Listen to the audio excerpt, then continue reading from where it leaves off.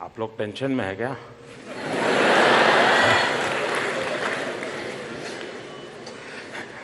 देखिए, एक तो भूल जाइए कि आप किसी प्रधानमंत्री के साथ बात कर रहे हैं। ये पक्का कर लीजिए कि मैं आपका दोस्त हूं।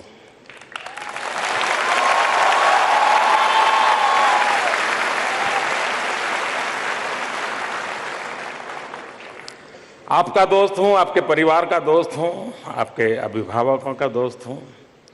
और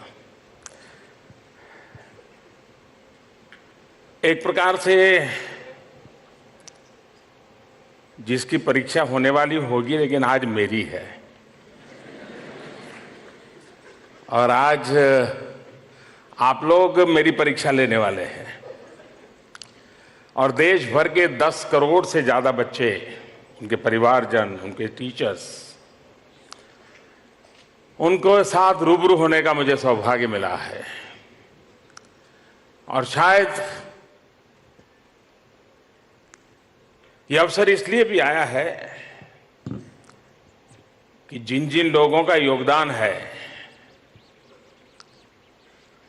मुझे यहां तक पहुंचाने में, आप सबसे मिलवाने में, मैं सबसे पहले मेरे उन शिक्षकों को नमन करना चाहूंगा जिन्होंने मुझे अभी भी विद्यार्थी बनाए रखा है।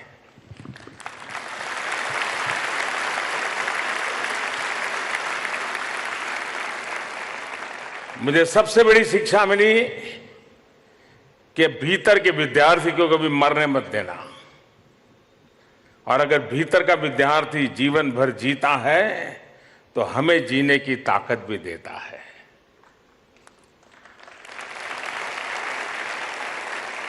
मैं आज विशेष रूप से हमारे देश के, विशेष करके टेलीविजन मीडिया का अभिनंदन करना चाहता हूं, आभार व्यक्त करना चाहता हूं। जिस समय स्वच्छ भारत ये विषय लेकर के मैंने देश के सामने विषय रखा, जो ज्यादातर देश के बालकों ने पकड़ लिया। एक प्रकार से वो रिवॉल्यूशन लाने वाले हमारे हर परिवार के बालक हैं। घर में वो टोकते हैं, हे गंदा करते हो, इधर डाल दिया, इधर फेंक दिया, इधर रख दिया। बच्चे जागरूक हो गए और उसके कारण एक माहौल बदला है। और दूसरी उसकी मदद की है मीडिया ने। स्वच्छ भारत अभियान को मीडिया ने इतनी ताकत दी, इतना सकारात्मक रूप दिया कि आज वो हर एक की जिम्मेवारी बनता चला गया है। वरना क्या होता, अगर वो सरकारी कार्यक्रम रहता तो सरकार और जनता तनातनी चलते, तू मैं चलती। लेकिन इसको पूरा रूप बदल दिया मीडिया ने। आज ऐसी ही एक उत्तम सेवा मीडिया के माध्यम से हो रही है। ये बातचीत, ये कोई प्रधानमंत्री का कार्यक्रम नहीं है, ये कोई मोदी का कार्यक्रम नहीं है, ये देश के करोड़ों बच्चों का कार्यक्रम है। तो मैं उनका बड़ा आभार व्यक्त करता हूं। और मुझे विश्वास है कि मुझे एक विद्यार्थी के नाते, और आप सब मेरे एग्जामिनर हैं, देखते हैं बाद में आप लोग तय करना कितने अंक देना है 10 में से। तो शुरू करें। माननीय प्रधानमंत्री जी, पहले हम 3 सवाल ले रहे हैं। दिल्ली से समीक्षा फंड आपसे सवाल करना चाहती हैं, जो इस वक्त यहीं पर बैठी हुई हैं। Good afternoon, sir. I'm Samiksha from Jawan Navodaya Vidyalaya, Mungeshpur, Delhi, of class 11. My question is, during examination, in spite of being fully prepared and confident, there is a feeling of nervousness till the exam is over. So how can we cope up with this? Thank you, sir. पूरी तैयारी और आत्मविश्वास के बावजूद परीक्षा समाप्त होने तक डर लगा रहता है। इस स्थिति का सामना कैसे करें? माननीय, इसी से मिलता जुलता एक सवाल संजना ने भी पूछा है, रिपब्लिक टीवी के माध्यम से पूछा है। While writing exams, I tend to forget important diagrams, formulae and definitions, even though I have studied it many times. How do I manage it better? ऐसा ही सवाल कई बच्चों ने पूछा है। हर्ष शुक्ला हैं जो कि 9वीं कक्षा के छात्र हैं और पुणे में रहते हैं। पूछ रहे हैं कि परीक्षा के समय हम अति कठिन तैयारी करते हैं, खाना पीना तक भूल जाते हैं। ऐसे समय में जब प्रश्न पत्र देखते हैं तो हमें कुछ भी याद नहीं आता और हम अपना आत्मविश्वास खो बैठते हैं। मेरा प्रश्न ये है कि हम ऐसे समय में अपने आत्मविश्वास को कैसे बनाए रखें और उसे चूर न होने दें। माननीय प्रधानमंत्री जी, कृपया इस बारे में हम सबका मार्गदर्शन करें। आप में से कितनों को लगता है कि आपका आत्मविश्वास हिल जाता है? कितनों को लगता है? ये सवाल बहुत से बच्चों ने पूछा है और ये बिल्कुल सही सवाल है कि मेहनत में कोई कमी नहीं होती है। खुद ने भी मेहनत की होती है, अपने पेरेंट्स ने भी की होती है, टीचर्स ने भी की होती है, हमने भी ईमानदारी से की होती है। ऐसा नहीं कि भाई टीचर को अच्छा लगे या माँ बाप को अच्छा लगे इसलिए कर, ईमानदारी से की है। लेकिन एक चीज होती है, अगर आत्मविश्वास नहीं है तो कितने ही मेहनत की, क्लासरूम में बैठते हैं, एक शब्द याद आता है, ये भी आता है उस किताब में है, फिर याद आता है उस पेज पर है, फिर याद आता है उस पेज की 5वीं 6ठी लाइन में ही है, सब याद आता है, शब्द याद नहीं आता है। ऐसा होता है ना?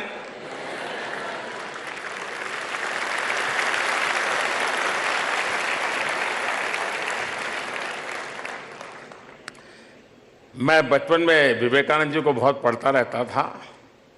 वो हमेशा एक बात कहा करते थे, अहम ब्रह्मास्मि। वो कहते थे कि अपने आप को कम मत मानो, अहम ब्रह्मास्मि, मैं ही ब्रह्म का रूप हूं। यानी आत्मविश्वास जगाने की बात करते थे। दूसरी भी एक बात बड़ी मजेदार विवेकानंद जी किया करते थे। वो कहते थे, और उस जमाने में 33 करोड़ देवी देवताओं की चर्चा हुआ करती थी। वो कहते हैं कि तुम 33 करोड़ देवी देवताओं का पूजा पाठ करो, 33 करोड़ देवी देवता तुम पर आशीर्वाद बरसाएं, सारी कृपा बरसाएं, लेकिन तुम्हारे अंदर कोई विश्वास नहीं होगा, आत्मविश्वास नहीं होगा, वो 33 करोड़ देवी देवता भी कुछ नहीं करेंगे।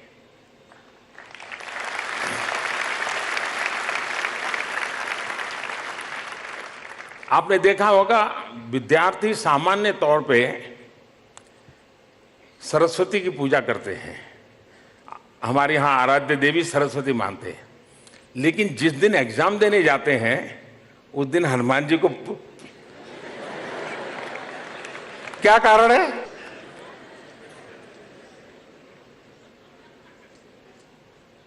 ऐसा क्यों करते हैं? सामान्य तौर पे सरस्वती को विद्या की देवी के रूप में लोग करते हैं, लेकिन बहुत सारे बच्चे एग्जाम देने के लिए जाते हैं तो हनुमान जी का मंदिर होगा वहां जरा। मैं जब छोटा था तो मैं उसकी मजाक उड़ाता था और मैं कहता था कि हनुमान जी को इसलिए नमन करके जाता है कि अगर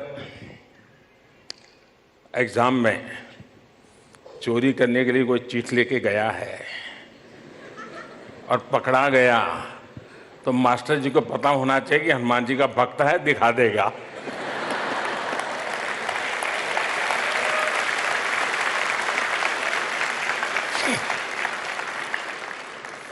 खैर वो तो मैं स्कूल के अंदर चुटकुले सुना देता था तो उसका हिस्सा था, लेकिन हकीकत ये है कि मन में एक भाव रहता है आत्मविश्वास का, ये बहुत आवश्यक होता है।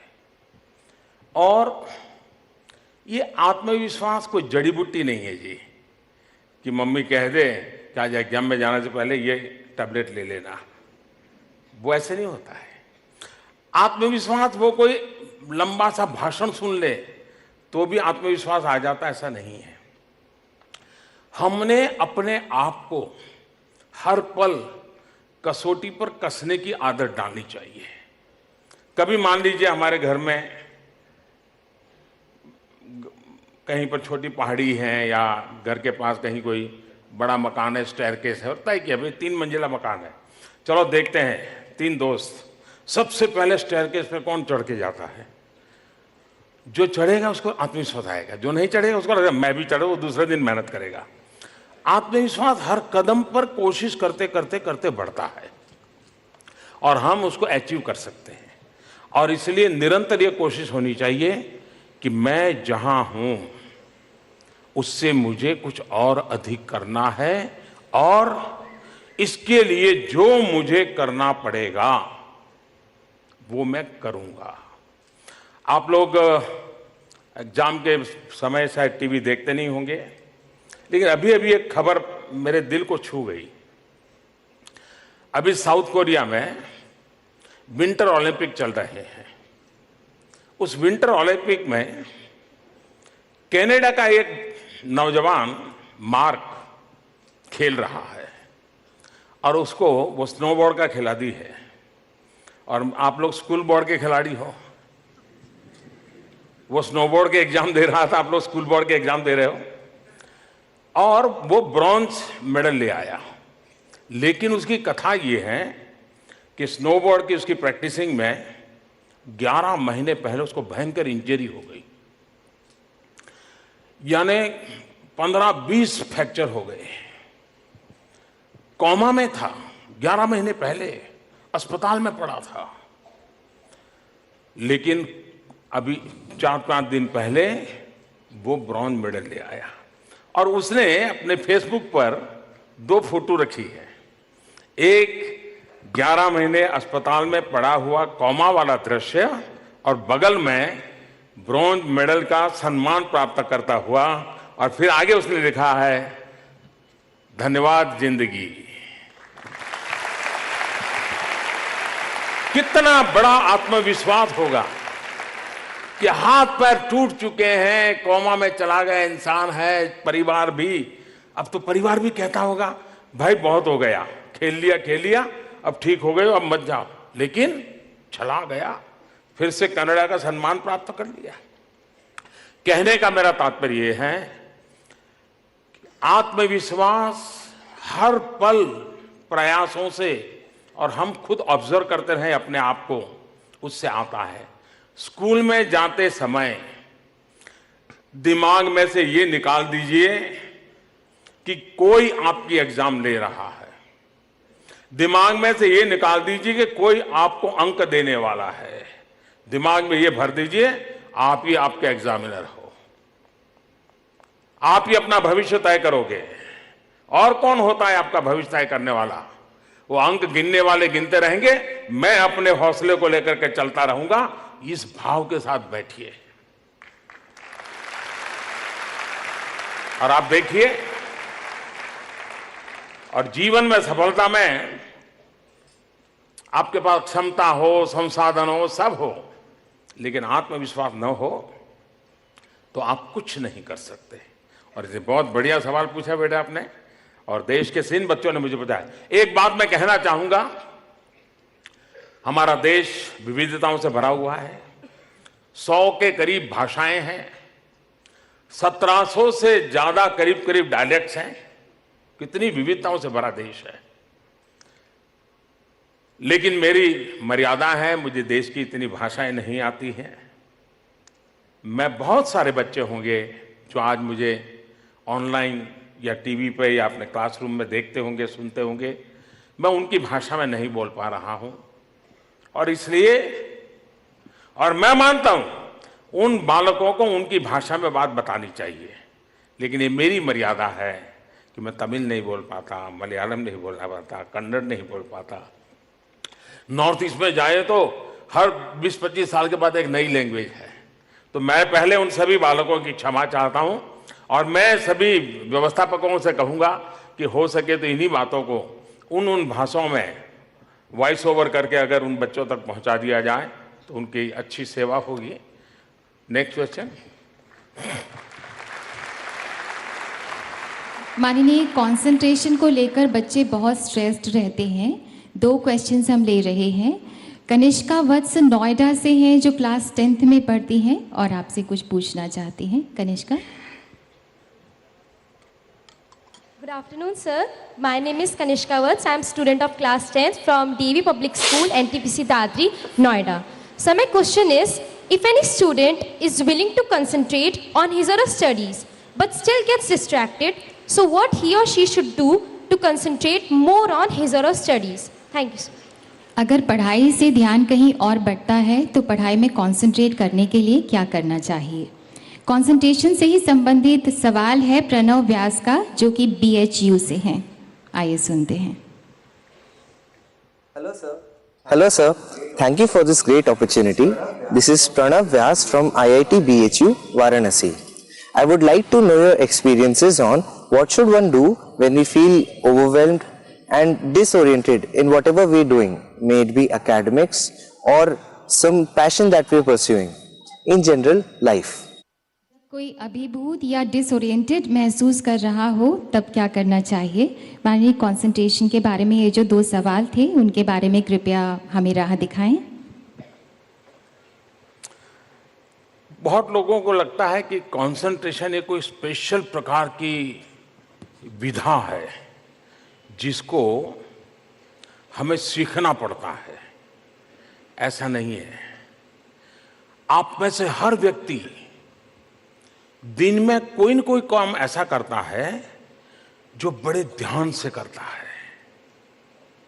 अगर आप खुद अपने आप को ऑब्जर्व करोगे तो आपको पता चलेगा कि वो काम मैं जब कर रहा था, कोई गाना सुन रहा था, एक एक शब्द ध्यान था। जब शब्द सुन रहा था तो उसका वीडियो देखा था तो वो चित्र भी मुझे याद आता था। मैं उस गाने के आगे पीछे क्या था वो भी मुझे याद आता था। यानी एकदम से आपका कंसंट्रेशन था, ये आपने अनुभव किया होगा।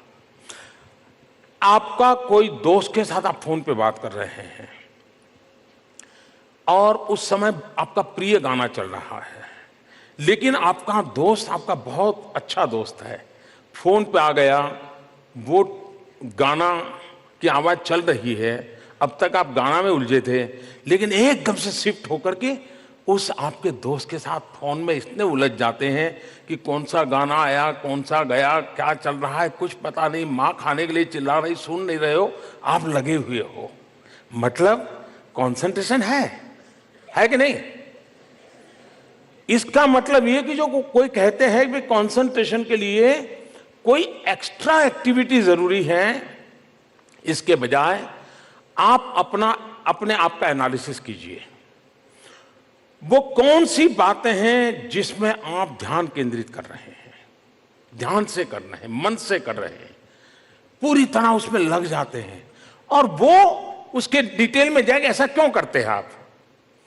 जिन कारणों से वैसा करते हो उन कारणों को आपने पकड़ लिया, उसी को आपने अपनी रेसिपी बना लिया और चीजों में अप्लाई करना शुरू कर दिया, तो धीरे धीरे आपका कंसंट्रेशन के लिए जो दायरा है बढ़ता जाएगा और आप अनेक विषयों पर उतने ही मनोयोग से काम कर पाएंगे।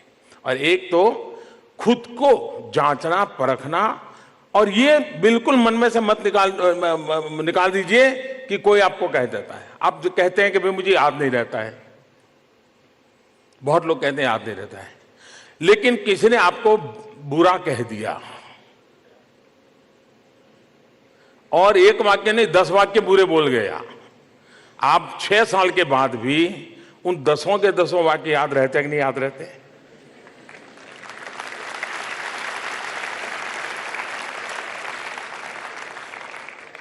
इसका मतलब आपकी मेमोरी पावर में कोई प्रॉब्लम नहीं है, लेकिन वो चीज थी जो आपको छू गई, आप उसको भूल नहीं पा रहे हैं, आपको याद रह गया। आपके जीवन में कोई ऐसा पल आया होगा और परिवार के दादा दादी ने उस पल इतने बढ़िया ढंग से आपको पुचकारा होगा, आपको आशीर्वाद दिए होंगे, आपको लगता होगा माँ दादा दादी से इतने सालों से मिल रहा हूं, लेकिन वो पल मैं भूल नहीं पाता हूं। मतलब जिन चीजों में सिर्फ बुद्धि नहीं, आपका हृदय भी जुड़ जाता है, वो चीजें जिंदगी का हिस्सा बन जाती है। कंसंट्रेशन में भी आप अपने मन, बुद्धि, शरीर, हृदय, आत्मा, ये सबको एक जगह पे सिंक्रोनाइज कर करके लाते हो क्या? ये जो योगा है ना, अभी दिखा रहे थे सारे बच्चे, ये कुछ लोग मानते हैं ये कोई फिजिकल एक्सरसाइज है, और कुछ लोग अगर योग बॉडी बैंडिंग का ही खेल होता तो सर्कस में जो लोग काम करते वो सारे योगी होते हैं, सब सर्कस वाले योगी होते हैं। तो ये बॉडी बैंडिंग का काम नहीं है, ये योग का मूलतः काम शरीर, मन, बुद्धि, आत्मा, इनको एक सिंक्रोनाइज वे में काम करने के लिए है। अगर आप इसकी प्रैक्टिस करते हैं, कौन सा आसन करना, कैसे करना, वो आपकी मर्जी है। आपने देखा होगा, एक बार मैंने मन की बात की थी तो हमारे देश के महान खिलाड़ी सचिन तेंदुलकर जी मन की बात में मेरे साथ बातचीत कर रहे थे और देश भर के लोगों ने सुना। उन्होंने बड़ी मजेदार बात कही थी। किसी बालक ने उनको ऐसा ही एक सवाल पूछा था, तो उन्होंने एक बढ़िया जवाब दिया था। मैं समझता हूं ये जवाब आपको, हम सबको काम आ सकता है। उन्होंने कहा, जब मैं खेलता हूं तो इसके पहले कौन सा बॉल था, कैसे आया था, मैं रन कर पाया कि नहीं कर पाया, बॉल को ठीक से खेल पाया कि नहीं, इसके दिमाग में खपाता नहीं हूं। दूसरा, इसके बाद जो बॉल आएगा तो कैसा आएगा, मैं 4 लगाऊं या सिक्सर लगाऊंगा, दिमाग नहीं खपाता हूं। मैं उस समय उसी बॉल को खेलता हूं जो आ रहा है, बाकी सब भूल जाता हूं। ये तरीका है, ये तरीका है। हम आगे, इसका मतलब ये नहीं कि अतीत का कोई महत्व नहीं है, अतीत का अपना महत्व है, लेकिन अतीत जब बोझ बन जाता है तो भविष्य के सपने भी रौंद जाते हैं और वर्तमान बोझिल बन जाता है। वर्तमान में जीने की आदत कंसंट्रेशन के लिए एक रास्ता खोल देती है।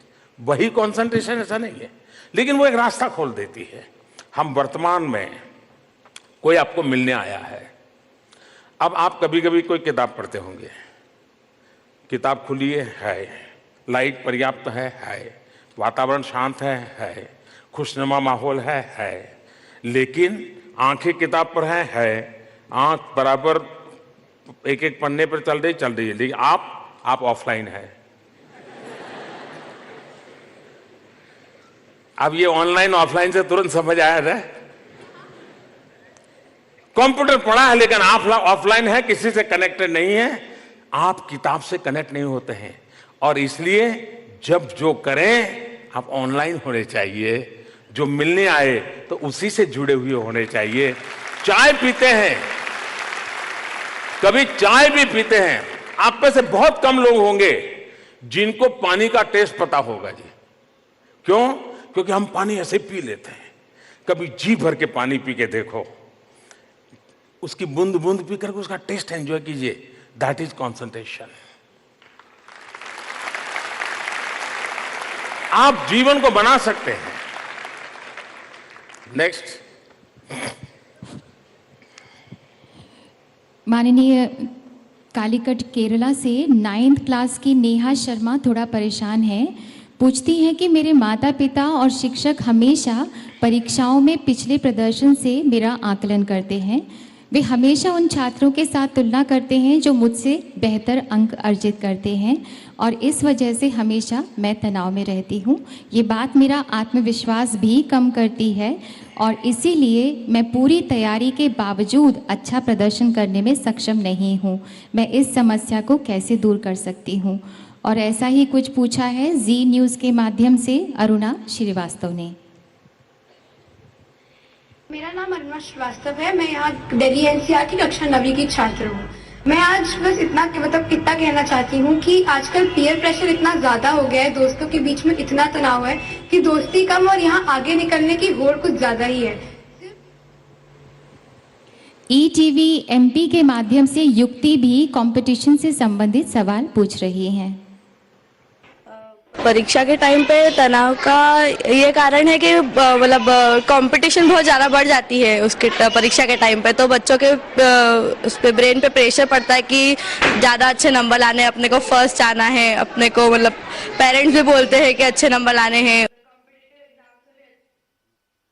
माननीय, ये थी इन बच्चों के मन की बात। इस बारे में कृपया हमें कुछ बताइए। आप लोग युद्ध के विज्ञान को जानते होंगे या खेल के विज्ञान को जानते होंगे। उसमें एक व्यूहात्मक दृष्टि से एक सुझाव हमेशा आता है कि आप अपने मैदान में खेलिए। अगर आप सामने वाले के मैदान में जाते हो खेलने के लिए तो आप बहुत बड़ा रिस्क ले लेते हो। अपने मैदान में खेलते हैं तो आप, अगर कबड्डी भी खेलते हैं तो अपने मैदान में जब खेलते हैं तो आपकी एक ताकत रहती है। युद्ध भी दुश्मन को अपने मैदान की ओर खींच करके लाओ फिर मारो, ये युद्ध के अंदर भी समझाया जाता है। अब आप अपने दोस्तों के साथ स्पर्धा में उतरते क्यों हो?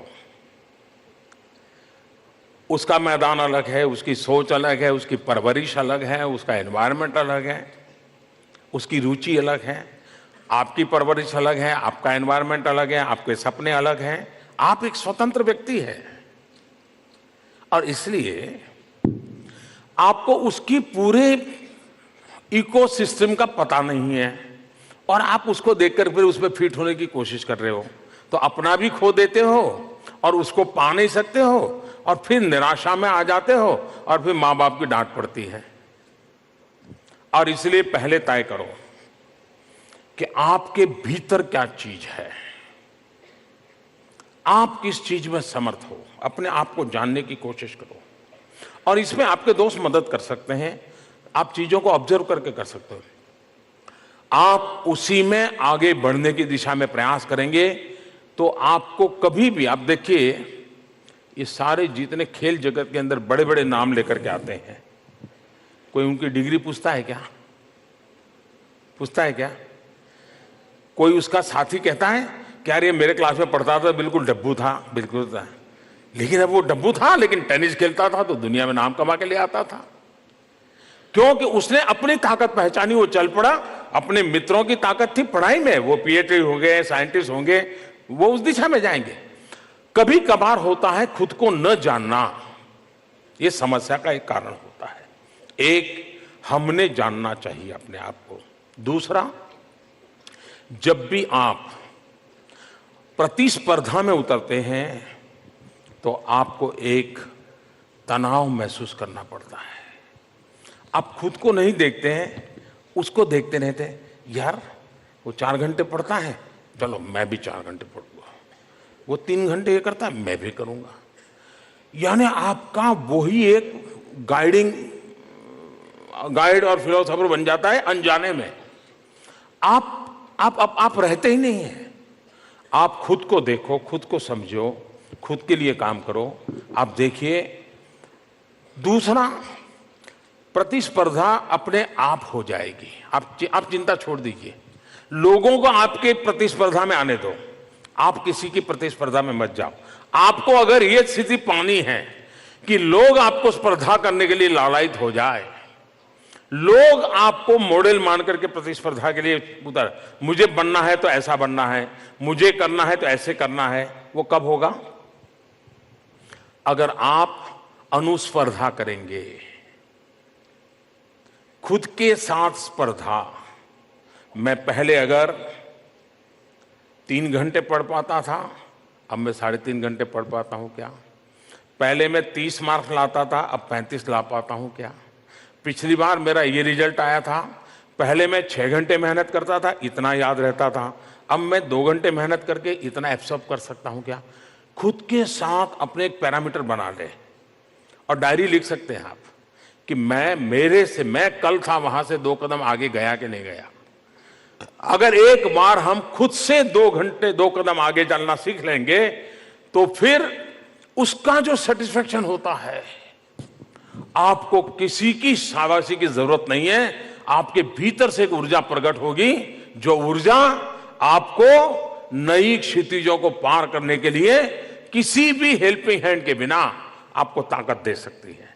और इसलिए मेरा आपसे आग्रह है, आप प्रतिस्पर्धा के चक्कर से निकल जाइए, अनुस्पर्धा करें, स्वयं से स्पर्धा करें। कल जहां थे वहां से आज आगे जाएंगे। जिन्होंने दुनिया में, आपने यूक्रेन का शायद एक ओलंपियर है, मिस्टर बुका, शायद बुका, वो बांस कूद करता है, हाँ? उसने अपने रिकॉर्ड खुद के 36 बार तोड़े, 36 बार। और हर बार वो जब गोल्ड मेडल लाता है तो गले में इतना वेट हो जाता है कि लोग देखते रह जाते हैं। वो औरों को देखता तो शायद वहीं अटक जाता, चलिए अब गोल्ड मेडल मिल गया, क्या है। नहीं, उसने तय किया ये रिकॉर्ड भी मैं तोड़ूंगा, मैं ये रिकॉर्ड भी तोड़ूंगा, मैं ये रिकॉर्ड भी तोड़ूंगा। हम अपने आप से अनुस्पर्धा करें। अगर हम अपने आप से अनुस्पर्धा करेंगे, आप अपने आप बहुत बड़ी ऊंचाइयों को प्राप्त कर सकते हैं।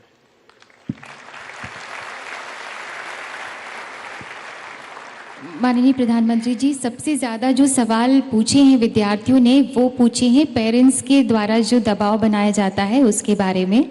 दिल्ली से दीपशिखा यहाँ मौजूद हैं जो आपसे अपना सवाल पूछेंगी।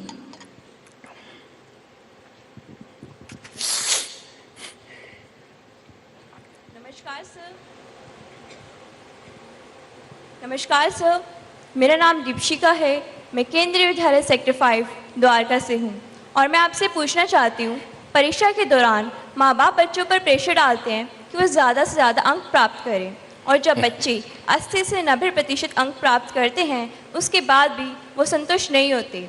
वो चाहते हैं उनका बच्चा या बेटा या बेटी डॉक्टर या इंजीनियर ही बने, जिससे बच्चों के अंदर की इच्छाएं मर जाती हैं।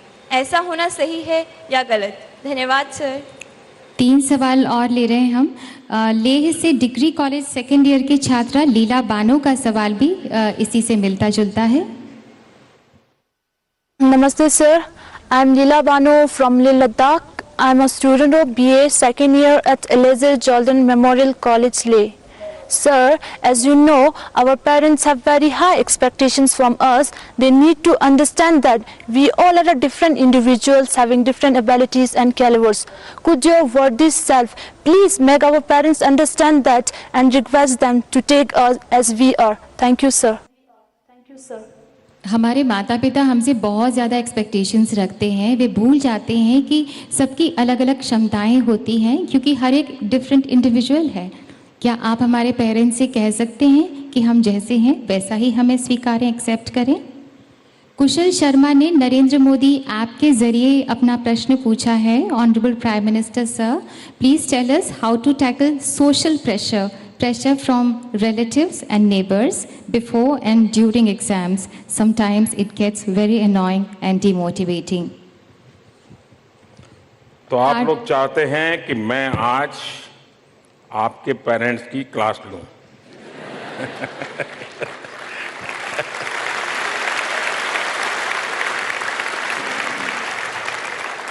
सर, एक सवाल और है। कार्तिक गुप्ता IIT BHU से अपने मन की बात पूछ रहे हैं। How can we change the mentality of majority of parents who feel that studying is only for earning, यानी पढ़ाई सिर्फ कमाने का जरिया है। सभी ने पेरेंट्स के प्रेशर की बात की है और हम सभी उत्सुक हैं आपसे जवाब सुनने के लिए। वैसे तो ये मेरी सोच थी कि स्टूडेंट्स के सवाल आएंगे, लेकिन ये सवाल ऐसा है कि जितने सवाल स्टूडेंट्स ने पूछे हैं, माँ बाप भी उतने ही हैं जिन्होंने ये सवाल पूछा कि इन बच्चों को कुछ ठीक करो। माँ बाप मुझे कह रहे हैं कि आप इन बच्चों को समझाओ वो अपनी मेंटालिटी ठीक करें। पहली बात है कि हम अपने माता पिता के इरादों पर शक न करें, हम उनको आदरपूर्वक समझने का प्रयास करें। वे भी हमारे लिए जिंदगी खपा देते हैं। कोई अच्छी चीज खरीदनी है तो नहीं खरीदते हैं, क्यों? तो बड़े बच्चों को फीस देनी है।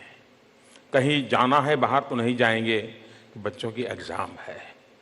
माँ बाप और ये स्वीकार के चलना चाहिए कि माँ बाप के जीवन का ड्रीम होता है अपने बच्चों को कुछ देखने का, और इसलिए उनकी निष्ठा पे शक नहीं करना चाहिए।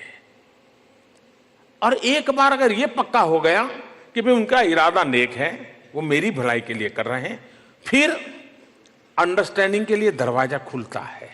वरना क्या होता है, 5 बजे पापा ऑफिस से आने का टाइम है, चलो यार किताब लेके बैठ जाओ, खेल खेलना है यार छोड़ो नहीं खेलना है, पापा का आने का टाइम हो गया। ये माहौल अच्छा नहीं है, ये तनावपूर्ण एक प्रकार का वातावरण परिवार में तबाही कर देता है। दूसरी तरफ ये भी कठिनाई है कि बहुत से माँ बाप होते हैं जिन्होंने बचपन में सपने उनके अंदर किसी ने बोए होते हैं, और वो सपना बड़े होते हैं वटवृक्ष बनता जा रहा है। वो अपने सपने तो खुद पूरे नहीं कर पाए, तो फिर वो सपने अपने बच्चों में ट्रांसप्लांट करते हैं। मैं डॉक्टर बनना चाहता था, नहीं बन पाया, मैं तो टीचर होकर के जिंदगी गुजार रहा हूं, तुझे डॉक्टर बना के छोड़ूंगा। वो कहता है मुझे खिलाड़ी बनना है, मुझे डॉक्टर नहीं बनना है।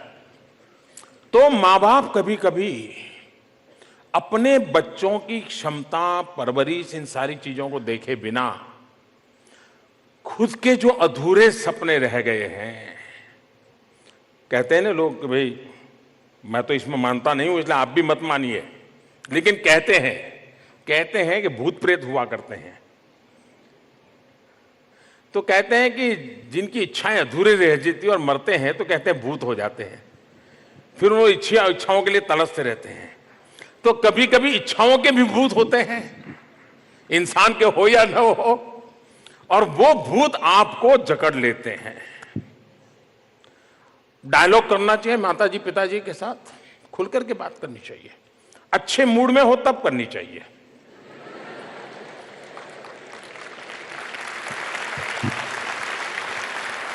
और ये बात हिंदुस्तान के बच्चों को सिखानी नहीं पड़ती है। भारत का बच्चा जन्मजात पॉलिटिशियन होता है।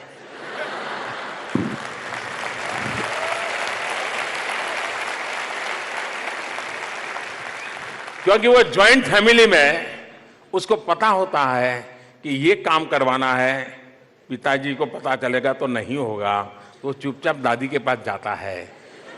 उस दिन दादी को पूछेगा दादी जी पानी ले आओ, दादी जी आइए ना थोड़ा बाहर टहल के आता हूं, मैं साथ ले चलता हूं, मंदिर चल के। फिर बातें आता है दादी मेरे लिए कर देना पड़ेगा, और दादी कर देती है। और दादी बेटे को भी डांटेगी, वो बेटे के लिए इतना ही नहीं करते, तो बच्चों को मालूम है कि कुछ काम करवाना है तो दादी से हो जाएगा, कुछ मम्मी से हो जाएगा, कुछ बड़े भाई से हो जाएगा, कुछ काम खुद का नहीं होने वाला है तो बहन को टाइट करो, और बहन को बोलो तुम आज बराबर ड्रामा करो और करवा लो। और बहन घर में अगर एक बार उसने हवा बना ली तो पापा की ताकत नहीं है कि वो मना कर सके।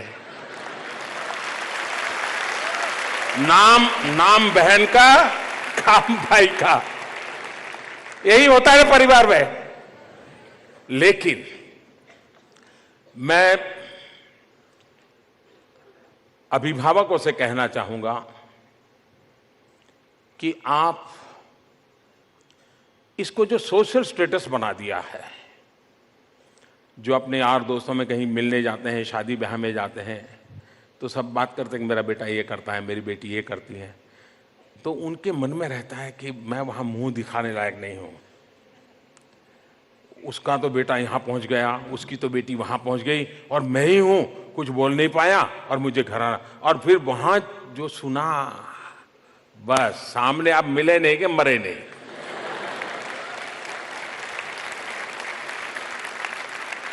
समाज में वो किसी और के बच्चों की कथा सुन करके आते हैं, फिर मनोमन तय करते हैं मेरे बेटे बेकार है, मेरी बेटी बेकार है, मेरा कुछ हुआ नहीं। और हो सके तो गाड़ी में जाते होंगे तो पहले अपनी पत्नी को डांटते होंगे कि तूने कैसे बच्चे बड़े किया, क्या सिखाया जाए, उसकी कोई जिम्मेवारी नहीं, उसी को डांटते रहते हैं कि तूने क्या सिखाया, ऐसे बुद्धू पैदा कर दिए, ये कर दिया, वो कर दिया, पता नहीं क्या क्या। और घर पहुंचते ही तुम मिल गए सामने तो खेल खत्म।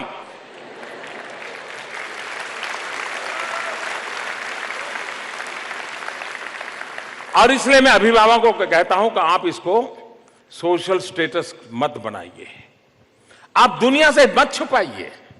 अगर आपके बेटे के अंदर जो सामर्थ्य है उसी सामर्थ्य की चर्चा कीजिए, उनके बेटे के सामर्थ्य से आप अपने बेटे की कंपैरिजन मत कीजिए। और दुनिया में कोई बालक ऐसा पैदा नहीं होता है कि जिसके अंदर कोई न कोई भगवान ने विशेषता न दी हो। हर किसी को भगवान ने कोई न कोई परम शक्ति दी होती है।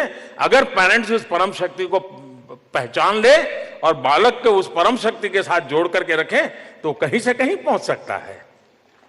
उधारी चीजें मत थोपो जी। अगर ये हम कर लेते हैं तो, और मैं अभिभावकों के रोल को बड़ा महत्व समझता हूं, वो बच्चे की केयर करे, दबाव न डाले। ये अंक वगैरह तो जिंदगी नहीं होती है जी।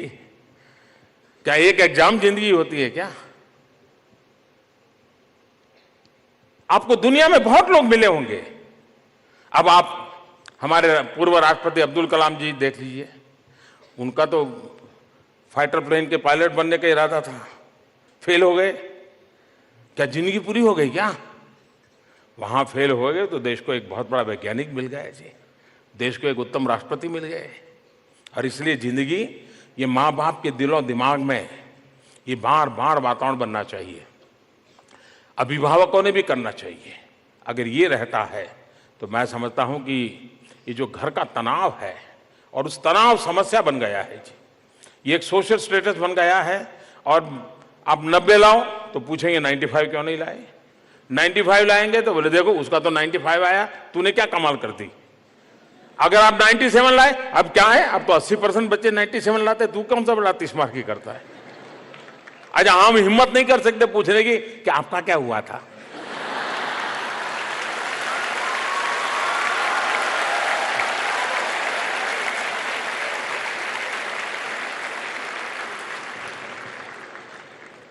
और इसलिए एक खुलापन, एक तंदुरुस्त वातावरण परिवार में रहे, और सिर्फ एग्जाम के टाइम नहीं, सामान्य रूप से ऐसा रहना चाहिए। हमारे यहाँ तो शास्त्रों में कहा गया है कि बेटा बेटी 18 साल के हो जाए तो माँ बाप ने उन्हें मित्र के रूप में मानना चाहिए। संस्कृत में बहुत बढ़िया सुभाषित है, उनको मित्र मानना चाहिए। खैर मैंने तो पहले कह दिया कि मैं आज मित्र हूं आपका, और आज नहीं हमेशा हूं।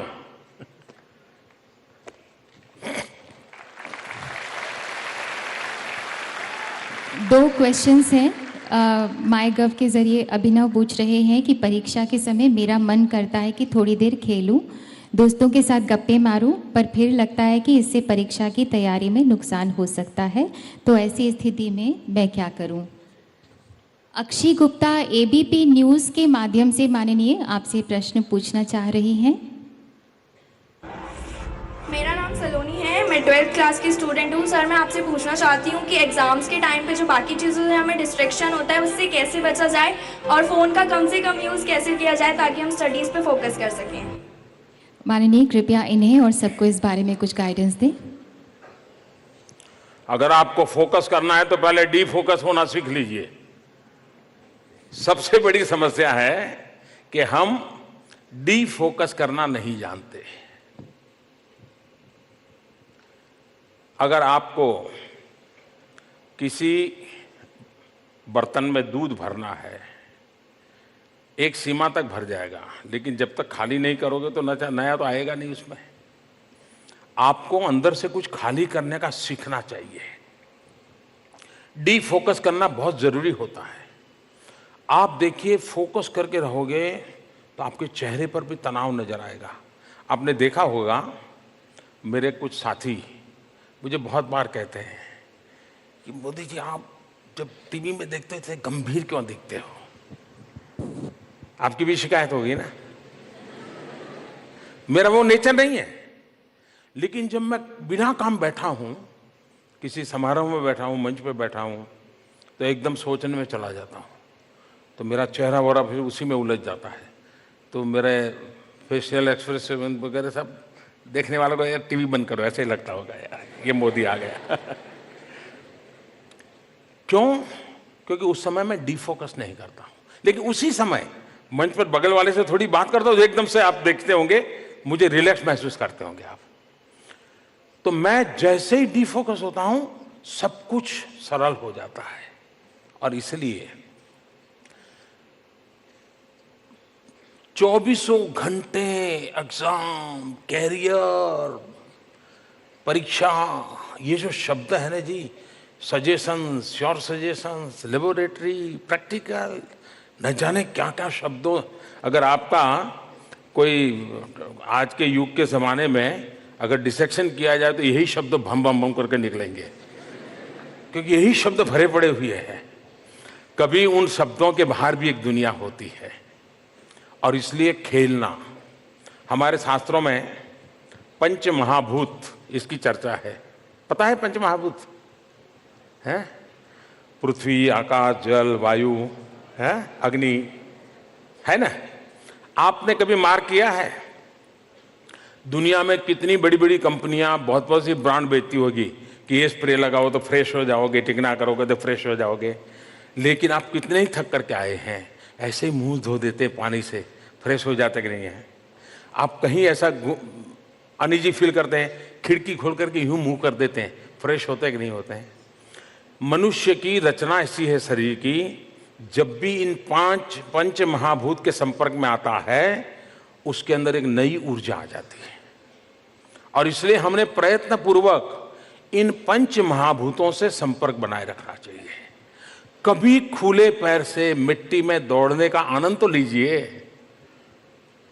कभी, अब मुझे बराबर याद है, मैं मेरे यहाँ तो और कोई व्यवस्था नहीं थी, तो मैं तालाब में ही नहाता था, ठंड हो या गर्मी हो कुछ भी हो, लेकिन मैं एग्जाम के दिनों में भी मेरे गांव के तालाब में रेगुलर जाता था। मुझे वो फ्रेश कर देता था पानी। और इसलिए मैं मानता हूं कि सारी चीजों को एक जैसा, मैंने देखा है कि एक कर्फ्यू जैसा माहौल हो जाता है। आप अगर बोर्ड में है, टीवी बंद, दोस्त बंद, टहलना बंद, टेलीफोन बंद, बातचीत बंद। अमिताभ बच्चन होते तो कहते दरवाजा बंद। यही होता है ना। देखिए, इससे आप कभी परिणाम नहीं ला सकते हैं। आप जिन जिंदगी की आदतों से पले बढ़े हो उसको मात्रा कम अधिक कर सकते हैं, टाइम मैनेजमेंट बदल सकते हैं, लेकिन इससे अलग होकर के आप मानो कि आप कर पाओगे, संभव नहीं है। और इसलिए खेलने का शौक है, खेलिए। गीत गाने का शौक है, गाइए। सुनने का शौक है, सुनिए। जो आपको आनंद देता है, जो दोस्त मिलने से आपको एकदम से खुशी हो जाती है, उस दोस्त को 10 मिनट के लिए मिल लीजिए, बुला लीजिए। लेकिन डीफोकस किए बिना आप फोकस नहीं कर सकते हैं। और सबसे ज्यादा गलती बड़ी ये हो जाती है कि हम फोकस करते हैं और फिर स्थिति ये बन जाती है कि जो बेल को बांध देते हैं तो ऐसे ही घूमता रहता है। ये स्थिति हमारी नहीं होनी चाहिए। और इसलिए मैं आग्रह करूंगा कि आप स्वयं को एक खुलापन छोड़िए, जो अच्छा लगता है वो करिए। सब चीजों को काट करके अपने आप को अलग मत कीजिए, वरना आपको कभी भी फोकस करने की संभावना ही बचेगी नहीं। और इसलिए मेरा आग्रह है, फोकस तब होता है जब आप डिफोकस करना सीखते हैं। और डिफोकस करने के लिए आपके बचपन की जो आदतें हैं वो आपको बहुत बड़ी मदद कर सकते हैं। उसी के साथ जुड़ जाइए, उसी के साथ कुछ पल जी लीजिए, आपको परिणाम मिलेगा। माननीय, हम भारतवासी आभारी हैं कि आपने भारतीय परंपरा योग को विश्व में स्थापित किया है और हम गर्वित भी हैं। बच्चों में, स्टूडेंट्स में काफ़ी जागरूकता आई है योग के बारे में। दीप्शी ग्रोवर दिल्ली से हैं, आपसे कुछ पूछना चाहती हैं और इस समय वो यहाँ पर हैं।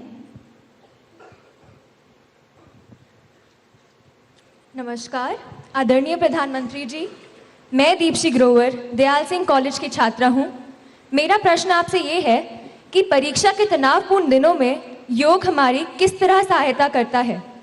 क्योंकि आप स्वयं योग करते हैं, हम विद्यार्थियों के लिए कुछ आसन बताएं। धन्यवाद।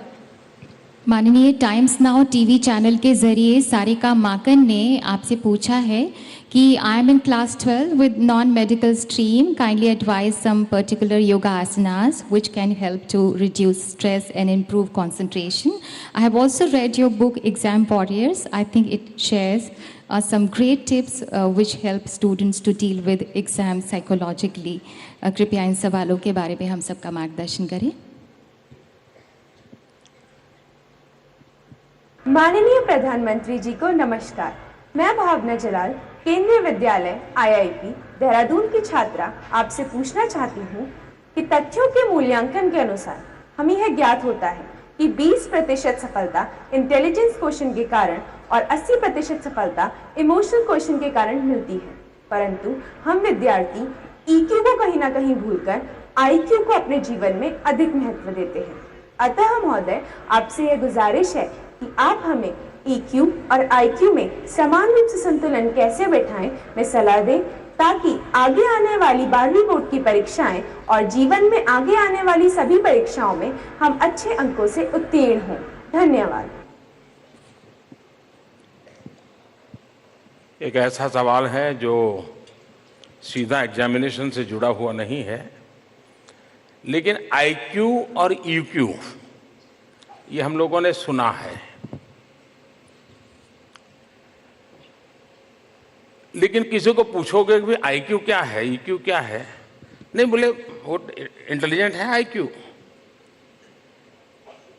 EQ क्या, तो यार सुना है, होगा कुछ इमोशनल कुछ चलता है। मैं बड़ी सरल रीत से बताता हूं आपको। एक तो ये बताया जाता है कि IQ का खिलने का जो सबसे बड़ा अवसर होता है, जो विज्ञान से संबंधित लोगों का कहना है कि ज़्यादा से ज़्यादा 5 साल के पहले ही ये सब ऑलरेडी पनपना हो जाता है, बाद में तो उसका प्रगटीकरण होता है। कोई बालक, अपनी माँ उसको झूले में सुला करके गई है और उसको सुला करके उस झूले के ऊपर एक घुंघरू बंधा हुआ है और माँ ऐसे थप मार करके जाती है तो उसमें से घुंघरू की आवाज़ आती है। तो आपने देखा होगा वो बच्चा ये देखता है, 2 महीने 3 महीने 5 महीने का बच्चा होगा, वो देखता है कि माँ ने ऐसा किया तो घुंघरू की आवाज़ आई। अब माँ तो अपने काम में लग गई, लेकिन वो अपने पैर ऊपर कर करके उस तक पहुंचने की कोशिश करता है ताकि घुंघरू बच जाए। That is IQ। समझ आया? तो उस बच्चे ने 3 महीने बच्चे ने उसको पकड़ लिया और उस घुंघरू उसने कोशिश करता है, सोए सोए पैर मार के ऊपर ऊपर कोशिश करता रहेगा और रोएगा नहीं, कुछ नहीं करेगा, उसी में वो कंसंट्रेशन होगा उसका, क्योंकि उसने देखा है कि माँ ने ऐसा किया था, घुंघरू की आवाज आई थी जो अच्छी लगी थी, वो उसी को करता रहता। वो हो गया IQ। अब मान लीजिए माँ को बहुत काम है, बेटे को सो जाए तो अच्छा है, तो बढ़िया सा आवाज हो किसी की, बहुत ही अच्छा गाना गाने वाला सीडी हो, वो झूले के पास लगा दें ताकि वो गीत बजेगा तो बच्चा सो जाएगा। लेकिन बढ़िया से बढ़िया गायिका हो, बढ़िया से बढ़िया शब्द हो, बढ़िया से बढ़िया संगीत हो, लेकिन बच्चा रोना बंद नहीं कर रहा है।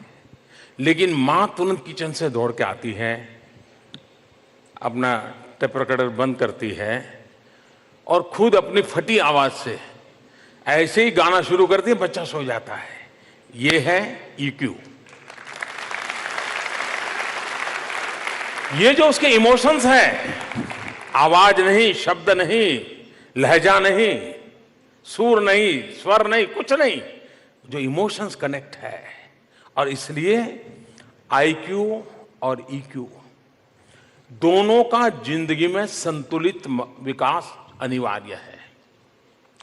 और यह भी सही है कि EQ का बहुत बड़ा रोल होता है। EQ इंस्पिरेशन का सबसे बड़ा स्रोत होता है। रिस्क लेने की कैपेसिटी भी EQ से आती है।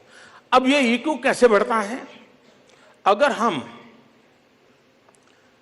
ब्लड डोनेशन करने जाते हैं तो चलो भाई, किसी ने कहा था सब ब्लड डोनेशन मैं कर रहा हूं, लेकिन मैं जब ब्लड डोनेशन करता हूं, लेकिन पता चलता है कि यार मैं उसको पहचानता था, मेरा ब्लड तो उस दिन उसको काम आ गया, उसकी जिंदगी बन गई, मेरा आईक्यू ईक्यू में कन्वर्ट हो गया।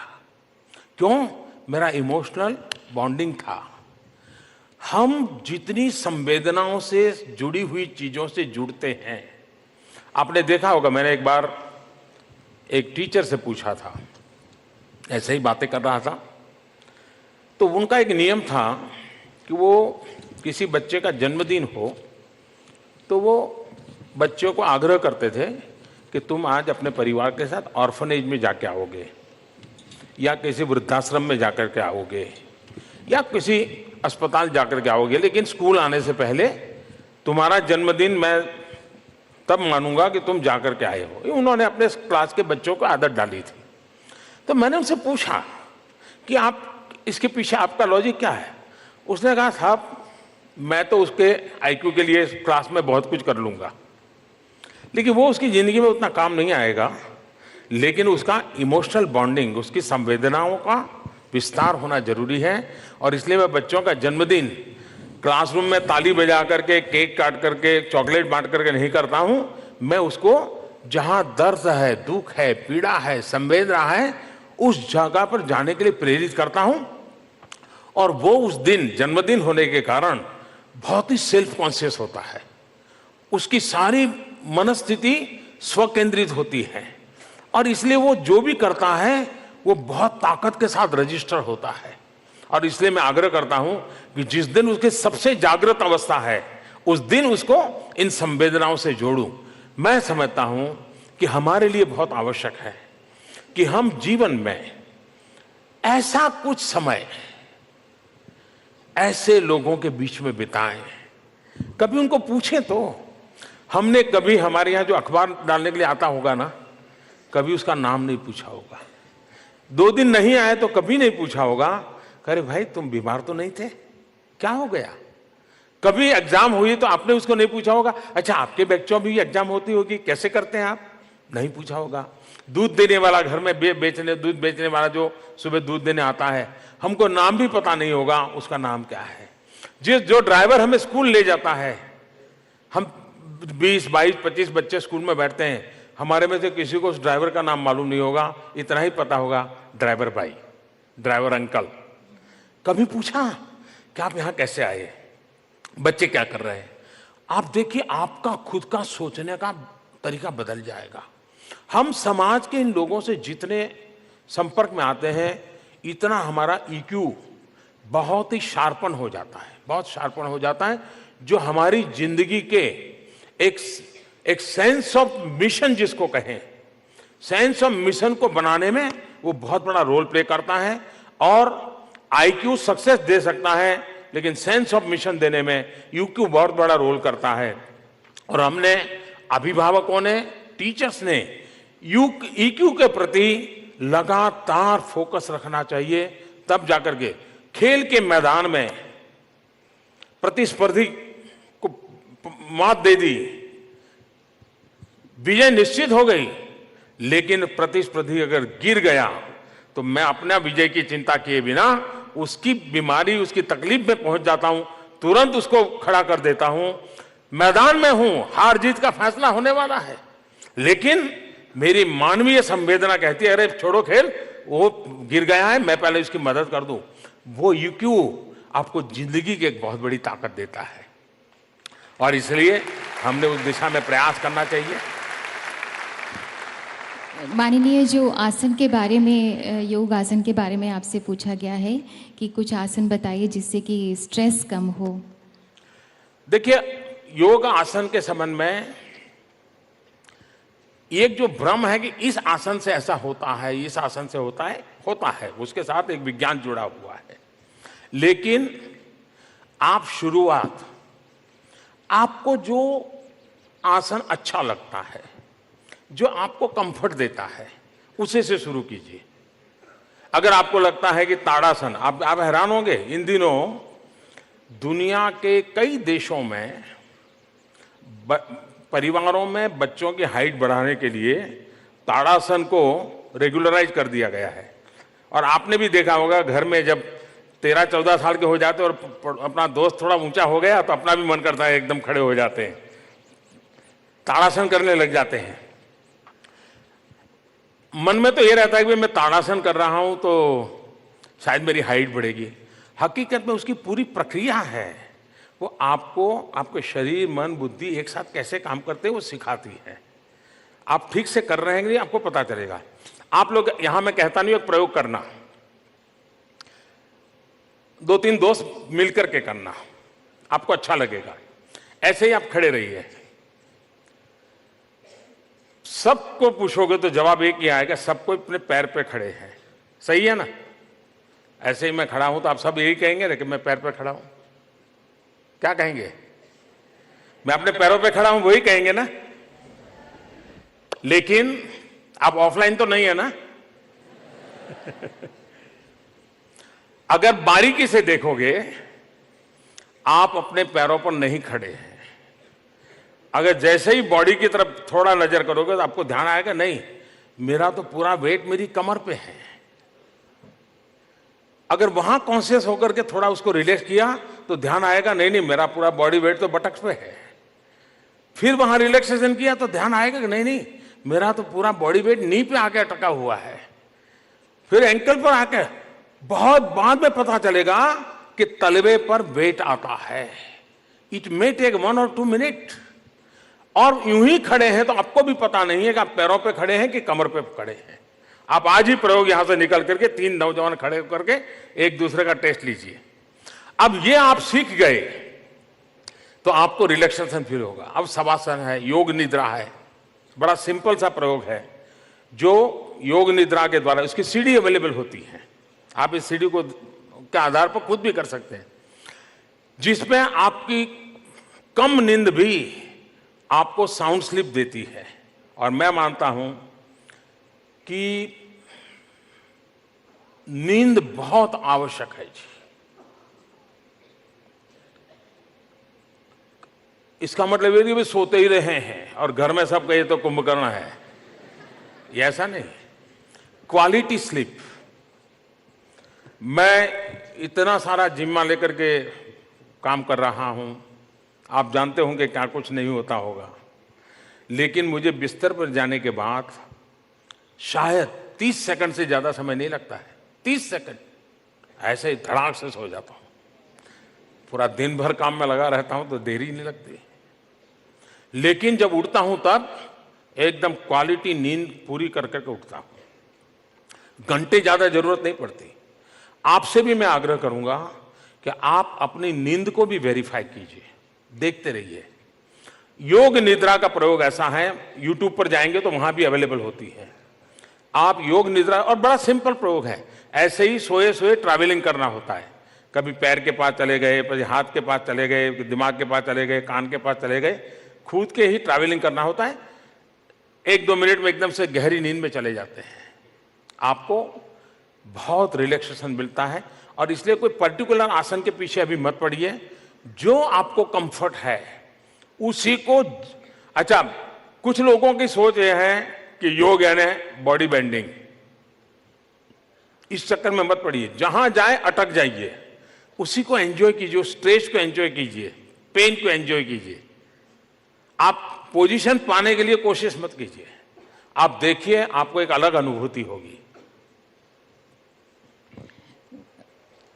बच्चों, आपको भी और माननीय प्रधानमंत्री जी, आपको भी बताते हुए हमें बहुत हर्ष हो रहा है कि पूरे देश भर के लाखों, हजारों बच्चे इस वक्त हमसे जुड़े हुए हैं और सोशल मीडिया पर बातें शेयर कर रहे हैं, पिक्चर्स शेयर कर रहे हैं, फोटोज शेयर कर रहे हैं, और सब में इतना उमंग, इतनी उल्लास और इतनी खुशी है, और सभी बहुत उत्साहित हैं माननीय प्रधानमंत्री जी के इस इंटरेक्शन से और उनकी बातचीत से। कुशाग्र पायल शिलोंग से हैं, जो क्लास 10th के छात्र हैं, और इनका भी प्रश्न हमारे सामने है। Good morning, आदरणीय प्रधानमंत्री जी। I am Kushagra Payal of class 10 from Assam Rifles Public School, Shillong. Sir, my question to you is that what role do you suggest for the teachers to play in developing confidence among students facing in the examination? धन्यवाद sir. शिक्षकों को आप क्या सलाह देना चाहेंगे कि परीक्षा के दौरान विद्यार्थियों का आत्मविश्वास बढ़ाने के लिए शिक्षकों को क्या रोल निभाना चाहिए? माननीय, हम सबको इस बारे में कुछ बताएं। वैसे शिक्षक अपना दायित्व निभाते ही हैं, इसलिए मुझे उनको कोई ज़्यादा एडवाइस करनी नहीं है, लेकिन वक्त काफ़ी बदल चुका है। एक समय ऐसा था, और जो मैंने अपनी आंखों से देखा है, कि परिवार में अगर कोई अच्छी चीज़ खाने पे बनती थी तो माँ को मन करता था कि तेरे टीचर को ज़रा उनके घर थोड़ा दे करके आ जाओ। ये ठीक है कि मेरे यहाँ मेरे टीचर बहुत ज़्यादा दूर नहीं रहते थे, लेकिन माँ का मन करता था कि कुछ बना है अपने घर में, तेरे टीचर को दे आओ, कुछ अच्छी चीज़ हुई है टीचर को बता दो। टीचर एक प्रकार से फैमिली मेंबर हुआ करते थे। कभी कभी माँ बाप जो बात बच्चे को नहीं बता सकते थे तो माँ बाप टीचर को कहते थे और उसको कहते थे कि ज़रा आप उसको थोड़ा समझाइए ना, और टीचर टीचिंग के सिवाय ये काम करते थे। माँ बाप का टीचर पर एक भरोसा हुआ करता था कि जो काम हम नहीं कर सकते, जो काम हम अपने बेटे से नहीं कर सकते, वो टीचर कर पाएंगे। आज धीरे धीरे स्थिति ये है कि बहुत से माँ बाप शायद टीचर को पूरी तरह जानते भी नहीं हैं, और जानते तो तब है कि जब बेटा आकर के शिकायत कर दें कि टीचर ने मुझे डांट दिया, तो दूसरे दिन गुस्सा करके माँ बाप स्कूल पहुंच जाएंगे और वो टीचर का लेफ्ट राइट करके ही छोड़ेंगे, तब जाके पता चलता है ये उसका टीचर है। तो ये स्थिति अच्छी नहीं है। जैसे परिवार में फैमिली डॉक्टर, वो परिवार के सब लोगों की सेहत के विषय में जानकार होता है, वैसा ही एक जमाना था टीचर पूरे परिवार के लोगों को बराबर इकोसिस्टम जानता था और उसके अनुसार वो बच्चे को गाइड करता था, हाथ पकड़ के चलाता था, उसका परिणाम मिलता था। आज वो एक कट हो गया है। मैं सभी टीचर से चाहूँगा कि वे सिर्फ स्टूडेंट से नहीं, उसके पूरे इकोसिस्टम के साथ जुड़े, उसके यार दोस्त, उसके शौक, उसकी प्रवृत्ति, उसके पेरेंट्स, उसके भाई बहन, तब जाकर के उस बच्चे के साथ कैसे ट्रीट करना उनको सरलता से आ जाएगा। दूसरा, हम लोगों ने गुरु शिष्य परंपरा को जाना है। आप देखिए, मुझे बराबर याद है, मैं बहुत साल पहले, तब तो मैं राजनीति में नहीं था, एक स्कूल ने फंक्शन में मुझे बुलाया था, शायद स्कूल के 25 साल हुए थे। तो मैंने उनको कहा कि मैं जरूर आऊँगा, लेकिन मैं वहाँ टीचर से भी बात करना चाहूँगा, अलग से मुझे थोड़ा समय मिले। तो मैं टीचर से बैठा और मैंने उन टीचर्स को पूछा, बड़ी स्कूल थी, काफ़ी नामांकित स्कूल थी।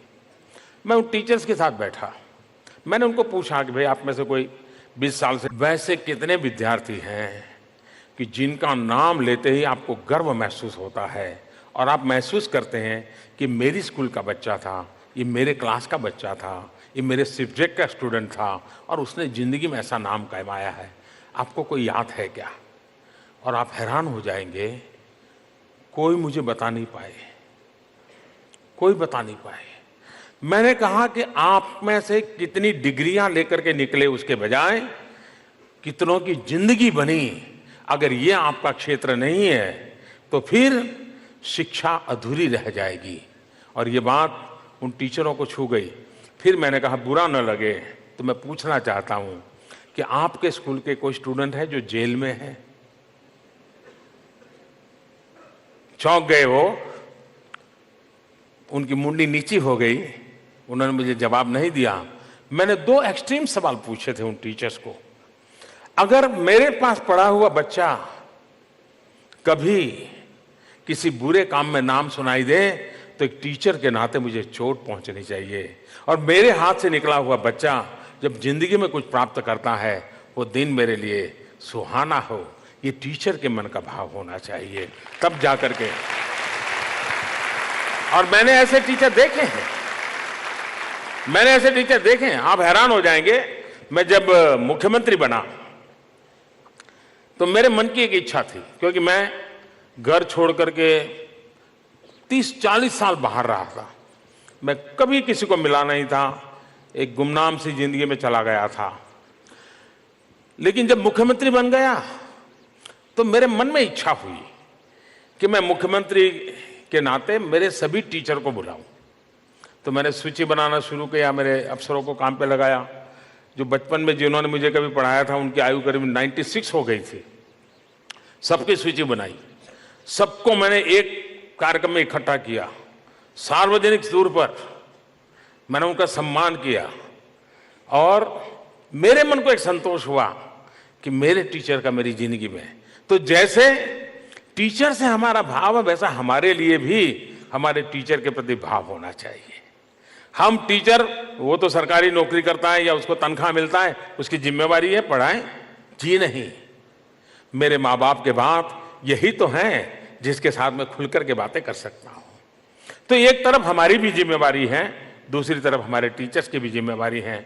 इन दोनों को हमेशा, आपने देखा होगा खेल की दुनिया में भी टीचर होते हैं, लेकिन वहां शब्द प्रयोग होता है गुरु। गुरु शब्द, तो गुरु शिष्य परंपरा। आपने देखा होगा कि ये गुरु ऐसे होते हैं, खुद के संतानों की लिए उन्होंने शायद ही कुछ किया हो, लेकिन अपने शिष्य के लिए वो अपना जीवन खपा देते हैं। अगर वो अच्छा रेसलर है और उस गुरु के पास ट्रेनिंग ली है तो उस रेसलर के लिए वो गुरु सुबह 4 बजे उठ करके मेहनत करते हैं। अपने बच्चे बीमार होंगे तो भी शायद 4 बजे नहीं उठेंगे, लेकिन अपना एक शिष्य अच्छा रेसलर बने। ये जो गुरु शिष्य संबंध है जिसमें गुरु अपना जीवन खपा देते हैं, ये आज भी खेल जगत में हमें देखने को मिलता है। आज भी जब एक खिलाड़ी सक्सेस पाता है तो वो सबसे पहले अपने गुरु को याद करता है, और एक गुरु का शिष्य जब सक्सेस पाता है तो गुरु उस शिष्य को याद करता है।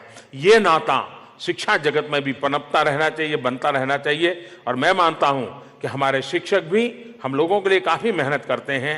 हम भी उनकी अच्छी चीजों को स्वीकार करते चले और एक म्यूचुअल अंडरस्टैंडिंग के साथ करेंगे तो मैं समझता हूं कि ये दोनों स्थितियां हमें उपकारक निकलेगी।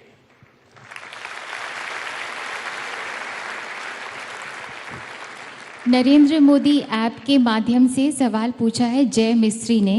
Sir, what should be the routine of the day and night 1 day before exam? Sir, how to do proper time management for our studies? माननीय कृपया इस पर रोशनी डालें। हर किसी को पूछो कि भाई सबको, आपको 100 लोगों को पूछो, 80 लोग ऐसे मिलेंगे जो नहीं मेरे पास टाइम नहीं है। ऐसे मिलते कि नहीं मिलते? आप भी अपने दोस्तों को कहते हो मेरे पास टाइम नहीं है, तो क्या किसी को कोई एक्स्ट्रा दिया हुआ है क्या? आपको भी 24 घंटे मिले, उसको भी 24 घंटे मिले। उसका कारण यह है कि उसको अपनी प्रायोरिटीज का पता नहीं है। टाइम का मिसमैनेजमेंट की शुरुआत आपकी प्रायोरिटी का आपका अज्ञान है। आपको पता होना चाहिए कि मेरे समय का सबसे अच्छा उपयोग किन किन चीजों में है और वो कौन सी चीजें हैं जो मैं समय को बर्बाद करता हूं। मैं बिजी होता हूं, लगातार काम करता हूं, लेकिन जो करना चाहिए वो करता नहीं और नहीं करना चाहिए वो पहले करता हूं, और उसी के कारण मेरा समय के साथ हमेशा तनाव रहता है। दूसरा, जरूरी नहीं है कि एक ही टाइम टेबल 365 दिन काम आता है। समय के अनुसार फ्लेक्सिबिलिटी चाहिए, लचीलापन चाहिए कि चलो ठीक है अब ये आ गया है तो कुछ समय यहां निकाल दूं, लेकिन मैं बाकी समय को एडजस्ट करूं। आपको खुद को लगना चाहिए, वरना अभी मैंने ये काम तय किया मैं ये नहीं करूंगा, अभी मुझे होमवर्क करना है मैं ये नहीं करूंगा। सहज लचीलापन के साथ, एनवायरनमेंट के साथ हम कॉन्फ्लिक्ट किए बिना, हम जिस माहौल में जी रहे हैं उस माहौल में मिनिमम कॉन्फ्लिक्ट आए। जीरो मैं नहीं कह सकता हूं, लेकिन मिनिमम कॉन्फ्लिक्ट आए। करूं या न करूं के बीच में संघर्ष नहीं होना चाहिए। अगर ये हम साइकी बना करके करते हैं तो आप देखिए कि आपकी दिनचर्या ठीक से चलेगी। कुछ लोग हैं डेली डायरी लिखने की आदत नहीं हो, ऐसे बहुत लोग होंगे, जरूर निकले। एक टेम्पररी आप एक महीने के लिए लिखिए, और महीने भर आप अपने लिए, किसी के लिए नहीं, और जरा भी छुपाए बिना आप लिखिए। रात को लिखिए कल क्या क्या करना है, वो एक डायरी अलग रखिए, उसको हाथ में लगाइए, लिख लिया। दूसरे दिन दूसरी डायरी सुबह लीजिए, और जैसे जैसे करते जाएं लिखते जाइए, फिर रख दीजिए। रात को फिर वो डायरी निकालिए, कल क्या करूंगा लिख दीजिए। महीने पर दोनों डायरियों को अलग रखने दीजिए। एक महीने के बाद दोनों डायरियों को मैच कीजिए, और रात को आपने क्या सोचा था, दिन भर क्या किया, आपको देखोगे 80% चीजें आपने वो की होगी जो आपने तय किया था, उससे विपरीत होगी। आपको समझ आएगा, अरे मैं कैसा हूं, मैं तो बहुत बिजी था। किसी को पूछने की जरूरत नहीं है, आप ही अपने आप को एकदम से करेक्ट कर सकते हैं। और बड़ा सरल तरीका है, बड़ा सरल तरीका है। आप कल क्या करना है वो लिख लीजिए, और क्या हुआ वो रात को फिर से लिख लीजिए। दोनों डायरी अलग रखिए, दोनों डायरियों को बार बार मत देखिए, एक महीने के बाद ही देखिए, आपके सारे सुधार अपने आप हो जाएंगे।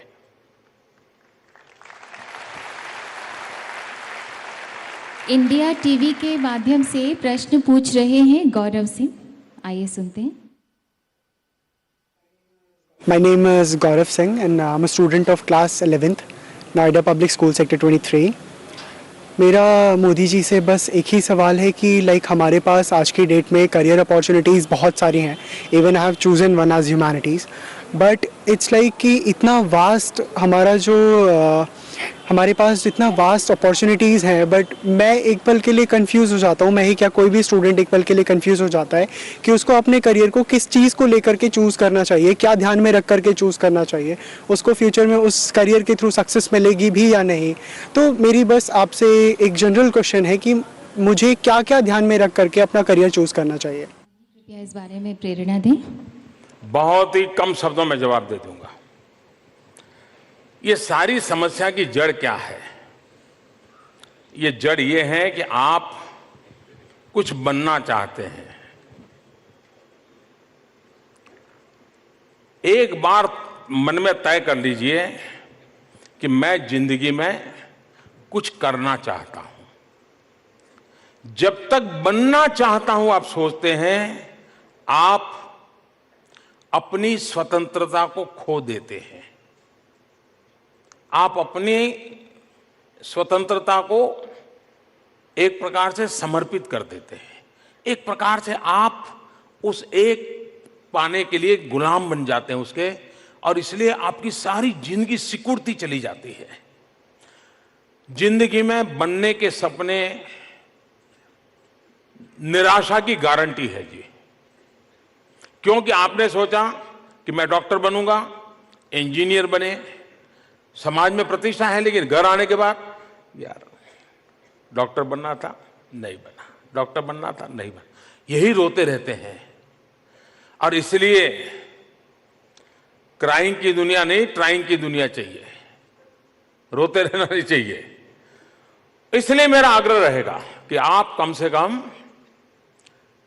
कुछ करने का सपना देखिए, और करने का जब सपना देखते हैं उसमें से आपको सेटिस्फेक्शन मिलता है, नया करने का इरादा पैदा होता है, नया इरादा संकल्प बन जाता है, फिर एक बार आगे बढ़ने का मन कर जाता है, और आप करते चलते हैं और बनते चलते हैं। आपको भी पता नहीं होता है क्या बनने निकले थे, क्यों बनने निकले थे। करते करते ही जो बन गए उसका सेटिस्फेक्शन लेवल, उसका आपका एक्सपीरियंस की ताकत, उसका आपका कॉन्फिडेंस, इसकी ताकत बहुत बड़ी होती है। और इसलिए मैं आप सभी नौजवानों से आग्रह करूंगा, ये कैरियर नाम का शब्द कुछ बनना तय करके करने से आप गुलाम हो जाते हैं। फिर सारा सोच, दिनचर्या, जीवन, यार, दोस्त सब उसी में सिमट जाता है। करने का इरादा होगा तो सारे रास्ते खुल जाते हैं हर प्रकार से। अगर मान लीजिए आपने तय किया भाई मुझे मुंबई जाना है, फिर कार से जाऊंगा, ट्रेन से जाऊंगा, हवाई जहाज से जाऊंगा, चल करके जाऊंगा, दौड़ करके जाऊंगा, साइकिल पे जाऊंगा, सारी स्वतंत्रता खुली रहती है। और इसलिए आप मन में कुछ करने का इरादा रखिए, स्वतंत्रता को एंजॉय कीजिए, वो आपको एक नई ताकत देगी।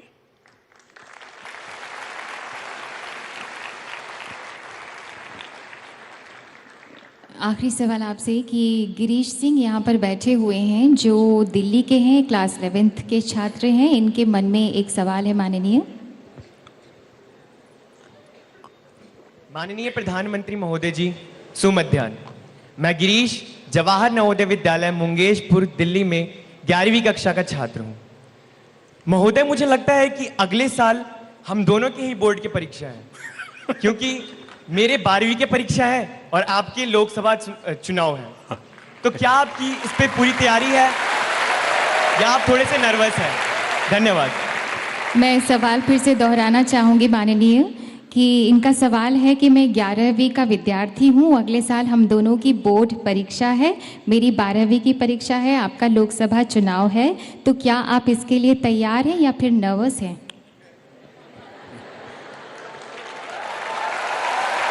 क्या नाम बताया आपका?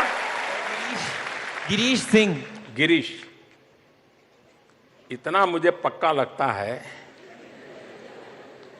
अगर मैं आपका टीचर होता तो मैं आपको गाइड करता कि आप जर्नलिज्म में जाइए, क्योंकि ऐसा लपेट करके सवाल पूछने की ताकत जर्नलिस्टों की ही होती है।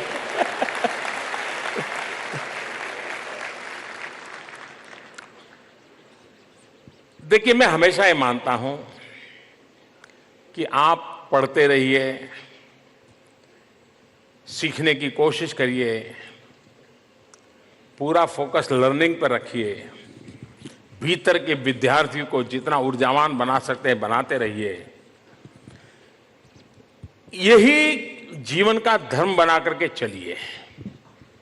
एग्जाम और रिजल्ट और अंक ये बाय प्रोडक्ट होना चाहिए, बाय प्रोडक्ट होना चाहिए। आपने काम किया है, जो रिजल्ट आएगा आएगा। अंक के हिसाब से चलने से हम शायद उस चीजों को नहीं प्राप्त कर सकते जो पढ़ना चाहते हैं। राजनीति में भी मैं इसी सिद्धांत पे चलता हूं कि 125 करोड़ देशवासियों के लिए जितना मेरे पास समय है, जितना हमारे पास शक्ति है, जितनी मेरे पास ऊर्जा है, जितनी मेरे पास दिमागी सामर्थ्य है, सब कुछ 125 करोड़ देशवासियों के लिए खपाता रहूं। हर पल समय का क्षण क्षण, शरीर का कण कण 125 करोड़ देशवासियों के लिए लगाता रहूं। चुनाव आएंगे जाएंगे, वो तो सब बाय प्रोडक्ट होता है जी।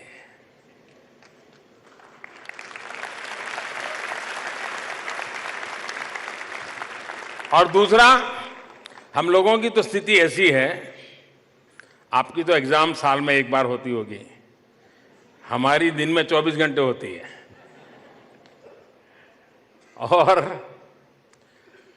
किसी हिंदुस्तान के किसी कोने में एक नगर पालिका का चुनाव और हार गए तो ब्रेकिंग न्यूज होता है, ब्लो ऑन मोदी।